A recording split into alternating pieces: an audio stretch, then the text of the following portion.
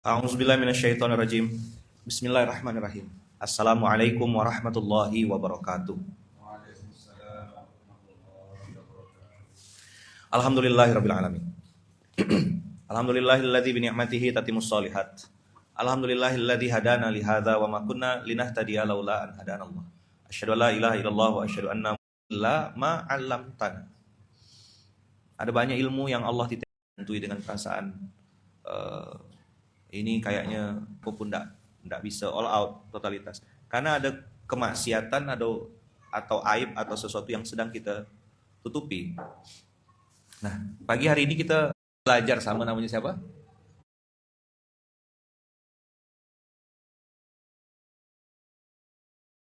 Waktu yang panjang, perlu proses. Nah, sedangkan orang yang bermaksiat itu mainnya instan terus itu. Kemarin kan saya ini bahas sedikit ya, contoh kejadian. Tenar terasa hambar kalau kita tahu siapa yang maha besar. Saya kemarin bawa anak saya ke tempat kacamata. Terus saya ngomong lah, Kak ini gimana gitu. Ya saya nanya, coba baik-baik. Kakaknya ngerespon biasa aja. Maksudnya tuh ya jawab seperlunya terus sambil main HP gitu. Saya kenal sama owner yang punya yang punya toko ini. Saya mau tegur, nanti mau saya bilang gitu sama owner. Tapi saya urungkannya itu. Nah, saya kan kemarin kan tenar terasa hambar kalau gitu. Jadi ya saya akhirnya ya feel free aja. Lihat-lihat sambil ngomong. Kalau saya tanya dijawab alhamdulillah. Enggak ya enggak apa-apa. No hard feeling gitu, biasa aja.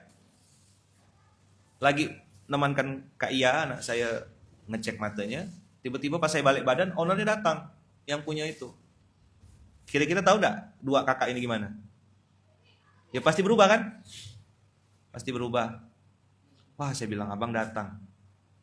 Saya, Kak sini, biar bayar ya. Saya bilang. Jangan Ustadz, kata si ownernya. Ini hadiah berkat. Nah, ini yang kadang-kadang saya tuh takut gitu datang ke tempat-tempat itu karena biasanya tak mau dibayar. Nah, saya udah siapkan kan. Terus saya tanya, alhamdulillah saya bilang. Kakak-kakak nih enggak kenal sama saya bilang sama ownernya. Jadi enak bang, bisa bayar saya langsung. Terus kakak yang duduk di bawah tuh, yang duduk depan laptop, dia bilang apa? Kenal kok kata dia, tapi saya diam-diam aja. Oh. Pelajaran apa yang saya dapat sama kakak? Kadang-kadang orang tuh ngetes juga kelakuan kita gitu. Dia kenal tapi pura-pura cuek aja. Karena sifat asli kita tuh nampak tuh saat kita sedang. Nah itu perlu belajar apa kakak? Attitude kayak gitu. Terutama sama siapa? Sama orang-orang dekat. Keluarga, istri. Saya masih terus berusaha gitu. Nah, learn ini abang kakak ilmu yang abang kakak catat, bikin resume, dengarkan. Itu nanti tidak nampak atau tidak bisa dirasakan dampaknya kalau tidak dipraktekkan. Tidak diproses bahasanya gitu.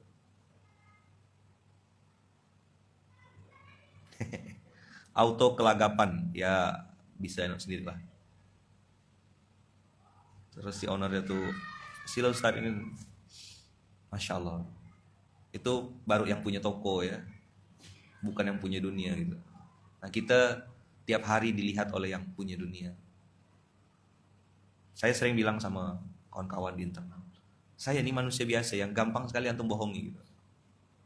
Maksudnya gampang sekali tuh, saya nggak bisa tahu isi hati antum apa. Saya nggak bisa tahu antum nanti balik ke rumah tuh ngapain. Nggak bisa. Itu sesuatu yang amat sangat nggak bisa saya tebak gitu, di luar jangkauan. Tapi ya bang kakak, ada Allah yang sangat melihat gitu. Nah ini yang kita perlu proses dan kita ajarkan kepada diri kita berulang-ulang. Makanya SMK ini sebenarnya abang kakak saya bilang, kita sedang tidak nunjuk muka orang lain, kita sedang nunjuk muka kita sendiri. Kita sedang lihat ke dalam diri kita seberapa benar, berapa persen nih kebenaran yang sudah kita lakukan. Maka tadi pas lihat jusnya, walah saya bilang memang jusnya pas sekali. Saya lagi perlu memang nasihat ini untuk diri saya. Kalau abang kakak ngerasa cocok, ya ambillah. Kalau enggak pun enggak ada masalah, tinggal left dari live ini kan. Saya udah bilang lama kemarin, saya bilang saya akan matikan waktunya nanti, tidak ada lagi live ini gitu. karena nanti jadi monitoring saja gitu. Tapi ada beberapa yang bilang jangan. Jadi siapa yang pollingnya paling kuat nih? Nanti itu mungkin nggak usah sering-sering gitu ya. Atau saya di pojok situ ya sendiri gitu. Oke, lihat 46 ayat 15.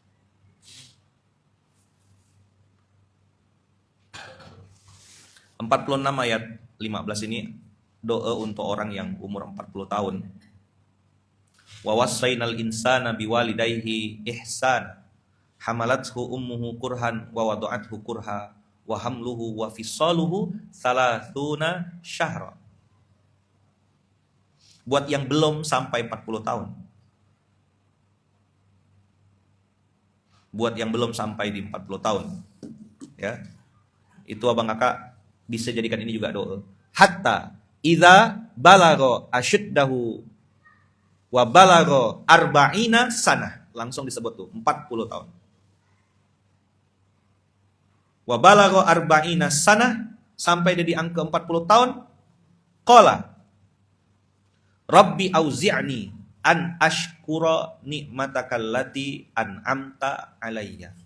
Struktur pertama dari sebuah pertambahan usia atau bertambah dewasanya, mudah-mudahan usia kita secara biologis itu 40 tahun, kedewasaan dan keimanan kita juga sampai di level 40 tahun.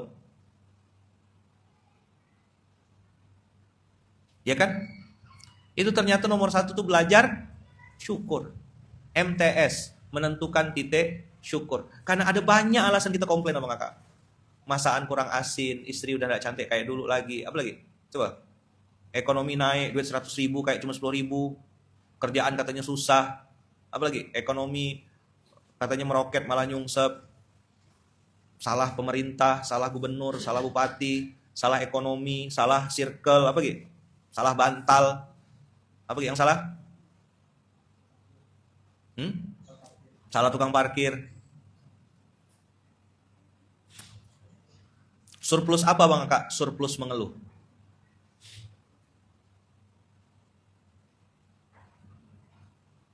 Apa? Surplus mengeluh.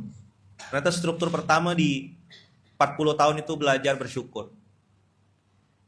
Saya kemarin ngobrol sama Fatih, ngobrol sambil naik motor, nanya-nanya dia, Tih, apa yang Fatih syukuri, Tih?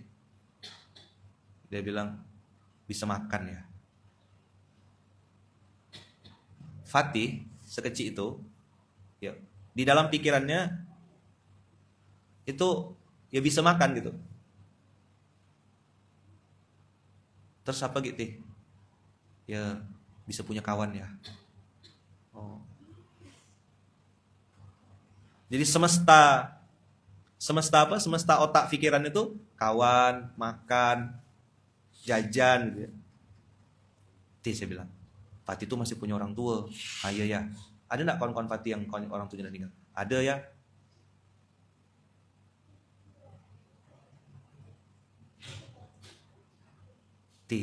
Bisa ke masjid tuh bersyukur loh, ada orang-orang yang enggak bisa. Ah iya ya, insyaallah. Semestanya beda gitu.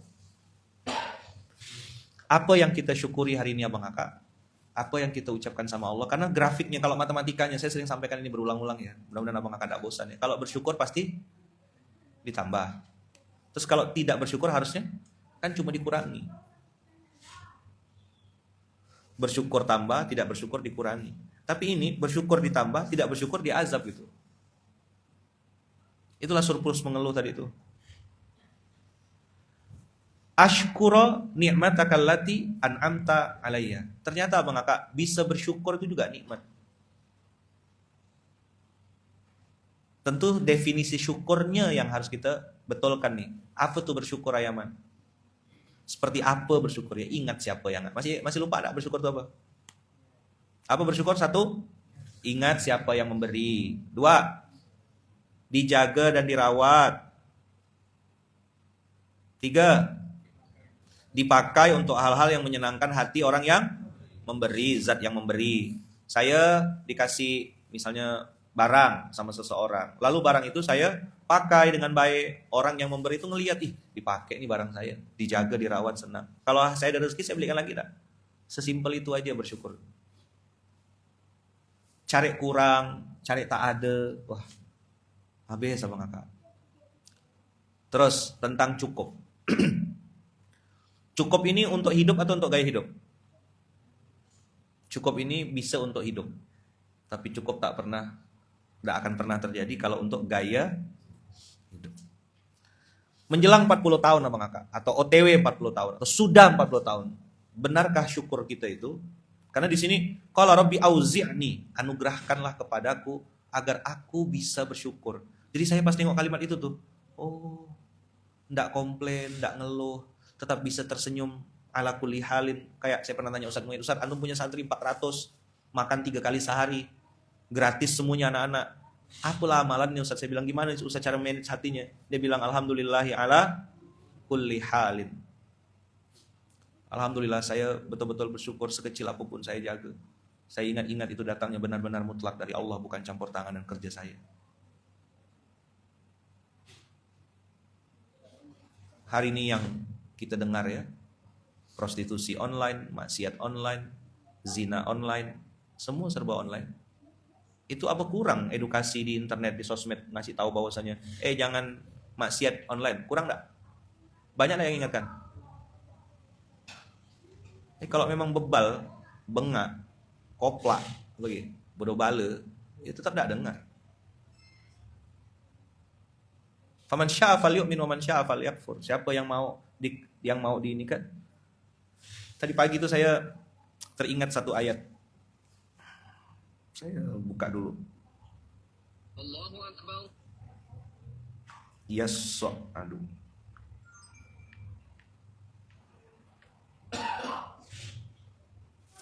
Maka sebelum kita lompat ke sini ya, ini masih buka surat 6:125. Tadi subuh tuh teringat ayat ini. Kan kadang-kadang saya ya manusia biasa gitu abang kakak ya, ingat gitu. Kalimatnya sederhana, kok bisa gitu? Orang ini tahu ini salah, tapi kok masih dilakukan? Orang ini tahu ini tidak benar, tapi kok masih dikerjakan? Ya kan? Lah ternyata Bang Kakak, memang ada sekelompok manusia yang Allah pilih gitu untuk terima dan untuk menolak. Fama yuridillahu, siapa yang berkehendak di sini? Dapat enggak ayatnya? Hari ini nih ya. Fama yuridillahu ayyahdiyahu. Fama yuridillahu ayyahdiyahu yashrah sadrahu lil Islam. Siapa yang Allah kehendaki untuk dapat hidayah, Allah lapangkan dadanya untuk menerima Islam ini.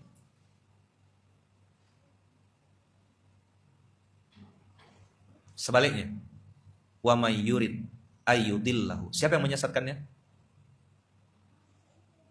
Yang menyesatkannya siapa? Fa'ilnya siapa di ayat ini?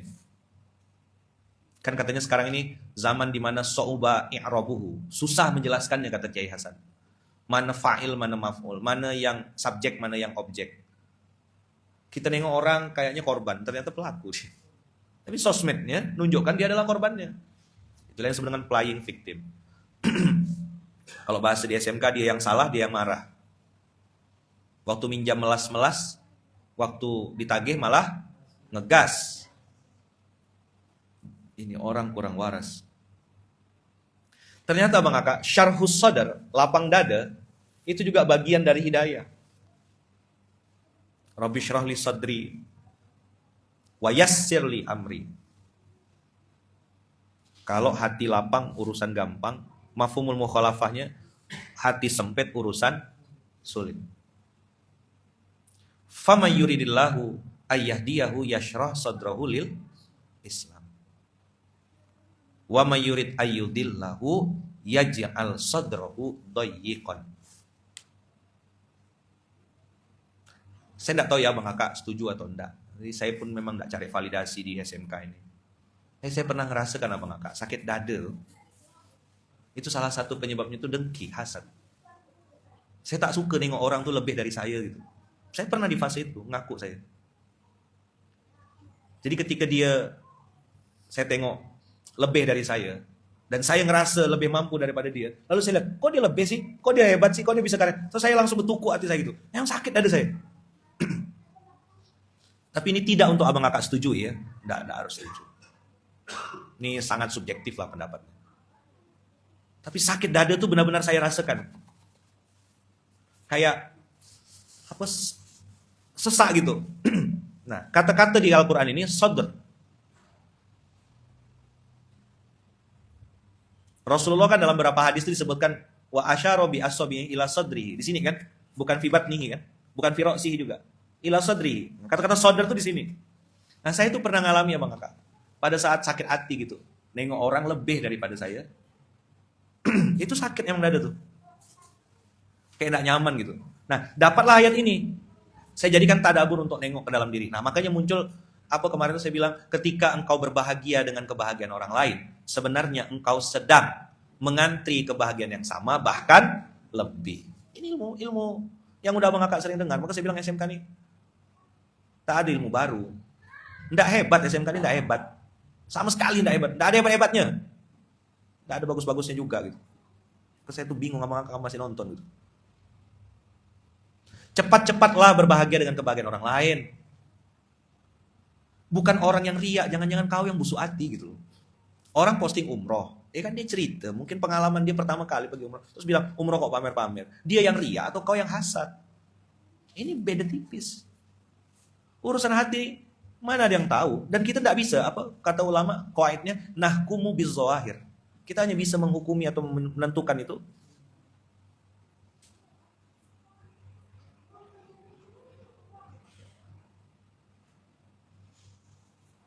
hanya bisa ngeliat luar. Maka Allah bilang wa may yurid ayyudillahu. Coba Bang Kakak lafazkan kalimat ini. Wa may yurid ayyudillahu. Wa may yurid ayyudillahu. Yaj'al sadrahu dayyiqan harajan ka'annama yassa'adu fis sama. Ada yang pernah naik gunung? Mapala gitu atau pernah naik ke daerah-daerah yang agak tinggi gitu. Itu biasanya tekanan udaranya beda dengan yang di bawah. Apa istilahnya? DPL apa di atas permukaan laut sekian MDPL, meter di atas permukaan laut. Biasanya barang-barang yang tidak penting itu kita tinggalkan di bawah. Nanti sekian meter naik lagi nih. Barang-barang yang penting aja supaya ringan tentengan kita kan. Gitu kan seninya katanya kalau di bahkan pakaian-pakaian kotor tuh dikubur gitu, dikasih tanda, di sini kita nyimpan pakaian kotor. Barang-barang yang benar-benar kita perlukan lah yang kita naik ke atas. Nah, Allah ngasih perumpamaan. Kalau untuk yang dapat hidayah, simple aja. Ayyahdiyahu yashrah sadrahu lil Islam. Langsung lapang dadanya. Napasnya gampang, enak. Tapi yang Allah kehendaki dapat atau disesatkan sama Allah, yaj'al sadrahu dayyiqan harajan ka'annama yassa'adu fis sama. Sudahlah sempit lagi sesat. Ini sakit dada. Nah, nanti nih ayat ini nih, kalau dipakai untuk diri sendiri, pasti powerful. Kalau dipakai diri sendiri. Tapi kalau, teman aku nih sakit dada terus, busuk hatinya, adalah habis. Kaulah muhasabah, tengok ke dalam. Kenapa hidup tidak berubah nih, tidak ada progres, sekian tahun kok kayak tidak signifikan. Ilmu tidak nambah, public speaking tidak bisa, pengetahuan Quran tidak nambah, finansial hancur, tidak ada karya. Ini ada yang salah pasti kan gitu. Kalau dulu Kiai Syukri ngajarkan saya itu per 5 tahun. Kau harus ada lompatan besar selama 5 tahun. Muhasabah itu ke dalam apa Kakak? Kalau muhasabah keluar itu namanya ngaudit. Kita ini lebih sering muhasabah atau ngaudit sih sebenarnya? Ngaudit orang kan? Jelek-jelekan orang, nilai orang. Kau sendiri udah benar. Maka saya kalau yang lain saya masih bisa tahan ya, tapi kalau ketemu orang yang suka jelek-jelekan orang tuh saya memang betul-betul naik emosi saya tuh. Cuma karena faktor usia kali ya. Jadi udah enggak kayak setemperamen dulu. Kalau dulu tuh temperamen betul saya pangkong betul. Kalau bisa saya cekek leher.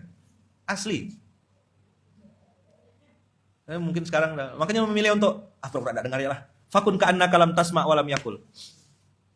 Bertingkah lakulah seolah-olah engkau tak dengar dan dia enggak pernah ngomong apa-apa gitu. Maka kadang-kadang tuh apa gitu ya saya skip aja, pura-pura enggak tahu lah aku. Karena kalau ikutkan Ini memang betul-betul saya tangkap lehernya, ketuk dulu, pak gitu. Nah, baru kasih daun pintu. Karena daun bidara udah gak mempan orang-orang begini.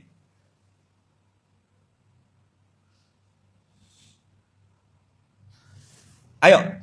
Wa may yurid ayyudillahu yaj'al sadrahu dayyiqan harajan. Dayyiqan harajan itu sempit dan sesak. Sulit bagi dia untuk berbahagia dengan kebahagiaan orang lain. Sulit bagi dia untuk bersedih dengan kesedihan orang lain. Sulit. Kok dia yang dapat? Harusnya aku.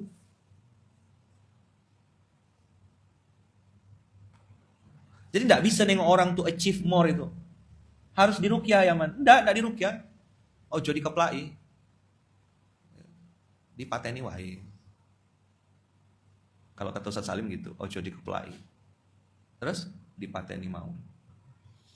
Jangan kepancing, jangan ke-trigger. Kau pakai sedotan kecil. Besarkan lingkarannya, bos. Maka harus punya skala prioritas dalam hidup ini gitu. Saya kalau ditanya ke dalam itu, kenapa orang tuh sempat mikirkan hidup orang lain? Kurang sibuk. Kebanyakan scroll, nengok Instagram orang, nengok status orang, habis nengok terus dikomentari, nengok dikomentari. Tahu enggak? Orang ya punya mata dan punya mulut juga. Iya kan? Kau ngelihat orang. Abang kakak ngelihat orang. Terus abang kakak ngomong kan, habis itu punya pakai lidah kan ngomongnya kan? Pakai lidah enggak? Ada lidahnya. Yang suka ngelihat dan suka ngomong ini, lihat dan komentarin ya kan? Like, comment, share kan gitu kan? Aturannya tuh like dulu, suka dengan enggak suka, komen walaupun enggak ngerti apa-apa, ikut komen juga. Habis itu share. Udah? Lupakah kita bahwasanya orang juga punya mata dan punya lidah juga gitu. Makanya saya sering bilang, trust no one except Allah. Jangan mudah-mudah percaya sama siapapun. Kan saya udah sering cerita sama antum. Saya curhat cerita sama itu. Dinding ini bisa ngomong kayaknya. Ini cuma cerita kita berdua aja ya. Jangan cerita sama siapa-siapa ya. TKC lah, TKC. Udah cari sendiri singkatannya apa TKC. Enggak, tersebar tetap. Salah siapa? Untuk jadi pelajaran kehidupan. Salah kita cerita sama orang sembarangan.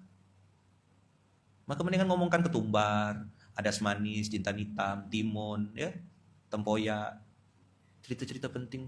Hati-hati. Dinding bisa ngomong sekarang nih. Kiai Hasan bilang gini kemarin, analoginya bagus sekali. Dunia yang so'uba yang robuh ini, dulu ada pepatah, jarum jatuh kedengaran. Dulu, sekarang kata Kiai Hasan, jarumnya belum jatuh sudah kedengaran. Ayo, merenung saya kalimat itu. Jarum belum jatuh sudah kedengaran itu maksudnya? Udah CNN. Udah ada CNN cerita, nambah-nambah. Jadi kita belum pergi, belum melakukan TKC Toyota Kijang Club. Pintar. 100.000. Langsung. Jadi kata Kiai Hasan, jarum jatuh kedengaran. Dulu teman-teman kita santri pernah ada kalimat itu kan? Jarum jatuh. Ini waktu di Malang, talaki langsung saya ketemu. Sami itu, nah gitulah. Kalau sanad hadisnya itu sami itu. Sekarang jarumnya belum jatuh, udah kedengaran. Tahu enggak kau Siano tuh? Dia tuh gini loh, dia tuh belum dikerjakan.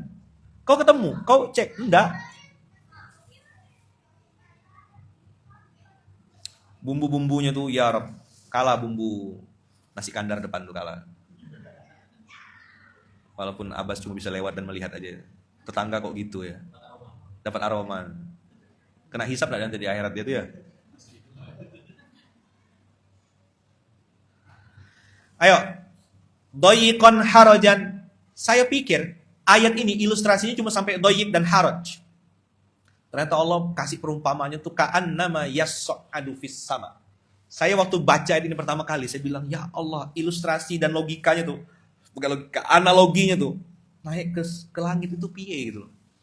Ya kalau mau tahu rasanya pas naik pesawat tuh lah. Beberapa orang yang mungkin belum terbiasa naik pesawat pernah ngerasakan telinganya kayak kena. Kita harus pura-pura kayak nguap-nguap gitu kan.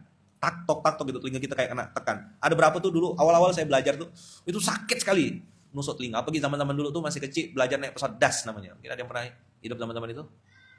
Das tuh pesawatnya cuma isi 12 orang. 10 enggak pernah ya? Yang kecil ke daerah ke Putus Sibau dulu. Belum ada wings yang balik-balik belum. Pesawatnya kecil sekali. Selesai. Hanya keren di wacana awal aja. Itu saya bilang panas-panas. Tit ayam. Orang ya bahasanya tuh SOSKS kemarin ya.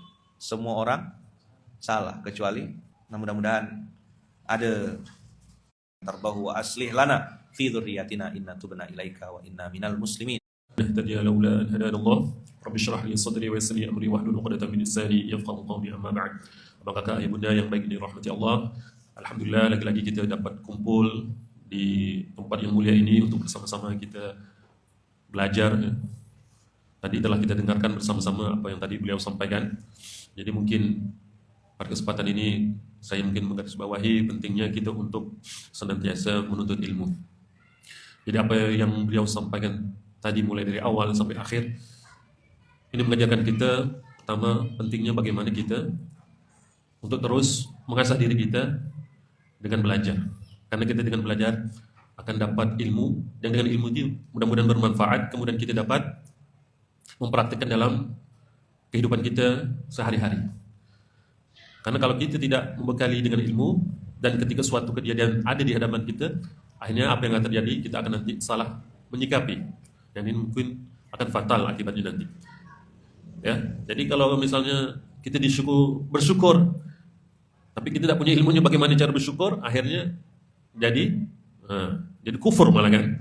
Makanya pentingnya kita duduk tiap hari di subuh di masjid ini untuk bersama-sama kita perbaiki lagi, tambah lagi ilmu. Karena memang ilmu ini luas sekali. Nah, kita mohon dengan kita kumpul dan kita istiqomah di setiap subuh ini, Allah berikan ilmu yang bermanfaat yang dapat kita praktikkan dalam sehari-hari agar kita tidak terjerumus kepada hal-hal yang tidak benar. Dan menuntut ilmu ini juga bukan perkara 1 hari atau 2 hari, sejam 2 jam, tapi tulus zaman, harus panjang zaman. Selamanya kan. Bagaimanapun keadaannya, kita senantiasa dituntut untuk menuntut ilmu. Inilah perintah agama yang pertama yang Allah turunkan kepada baginda Rasulullah SAW. Iqra bismi rabbikal ladzi khalaq. Di surah apa? Al-Alaq. Perintah pertama apa? Iqra. Nah, ini adalah perintah untuk kita senantiasa belajar. Ya, teman-teman sekalian. Ini perintah yang luar biasa yang Allah berikan. Jadi perintah pertama yang Allah berikan kepada Nabi Muhammad bukan perkara tentang sholat. Bukan perkara tentang apa? Zakat, haji dan sebagainya, tapi iqra. Wahai Muhammad, bacalah dengan nama Tuhan. Jadi ini pentingnya sekali kita untuk menuntut ilmu. Nah, saya mengutip dari pesannya Imam Syafi'i mengatakan terkait dengan orang yang menuntut ilmu. Beliau mengatakan, "Akhi, lan tanala al-ilma illa bisittatin. Sa'umbika 'an tafsiliha bi bayanin. Zaka'un wa hirsun wa ijtihadun wa dirhamun wa suhbatul ustad wa tuluz zaman." Jadi beliau mengatakan bahwasanya saudaraku, kamu tidak akan mendapatkan ilmu kecuali dengan 6 perkara. Kemudian beliau menjelaskan apa itu. Yang pertama adalah zakahun, yaitu kecerdasan. Jadi untuk menuntut ilmu kita harus punya kecerdasan, dan ini Allah telah bekali kita semua insyaallah. Kemudian adalah ketamakan, hirsun. Ini haus, butuh terus dengan ilmu. Ya. Kemudian adalah kesungguhan, tidak boleh malas-malasan untuk ilmu itu. Kalau pengen berhasil, pengen dapat ilmu yang manfaat, ya harus betul-betul. Kemudian bermuamalah dengan ustaz. Nah, ini harus bergaul dengan ustaz, harus kumpul dengan orang-orang soleh. Nah, maksudnya daripada mungkin kumpul kita ini adalah ya kita bisa kumpul dengan para orang-orang soleh, dan mudah-mudahan dengan kumpulnya kita dengan orang-orang soleh ini, dengan para guru yang menyampaikan ilmunya tiap subuh ini, kita juga kecipratan dan keberkahannya. Ya. Kemudian yang terakhir, tulus zaman, waktu yang panjang. Memang tidak cukup 1-2 hari kita belajar 1 jam, 2 jam, 30 menit. Nuntut ilmu ini harus panjang zaman. Apapun keadaannya, jangan pernah merasa udah banyak ada ilmunya. Kemudian juga ketika udah merasa udah mungkin umurnya udah lewat, jangan merasa minder untuk terus belajar. Karena kita diperintahkan untuk senantiasa belajar sampai kita meninggalkan dunia. Nah, inilah mungkin yang dapat saya sampaikan, mengingatkan kembali kepada kita semua, khususnya saya, belajar lagi untuk senantiasa mengupdate diri. Jadi ketika kita mengupdate diri, insya Allah akan bukakan pintu-pintu pemahaman yang baru. Bagaimana kita menyikapi sebanyak permasalahan yang kita hadapi. Apalagi pada saat ini dengan kemajuan teknologi dan sebagainya ini, keniscayaan kita untuk menuntut itu tidak bisa kita hindari lagi. Kita harus benar, kita harus terus belajar. Informasi gampang masuk kan, apapun bisa dikirim, apapun bisa disampaikan. Kalau kita tidak punya filternya, tidak punya ilmunya untuk mengfilter berita-berita dan sebagainya, akanlah rusaklah kita. Makanya ini perlu kita tekankan lagi, pentingnya kita untuk menuntut ilmu, bagaimanapun kondisi kita, mau dia muda, masuk tua, mau sempit ataupun lapang waktunya, harus senantiasa untuk menuntut ilmu. Nah, ini penting sekali, karena ini juga merupakan perintah agama yang pertama kali Allah turunkan. Ya, mungkin ini saja yang dapat kami sampaikan ini dulu. Mohon maaf apabila ada hal-hal yang kurang berkenan. Akhir kata, astaghfirullahaladzim. Assalamualaikum warahmatullahi wabarakatuh.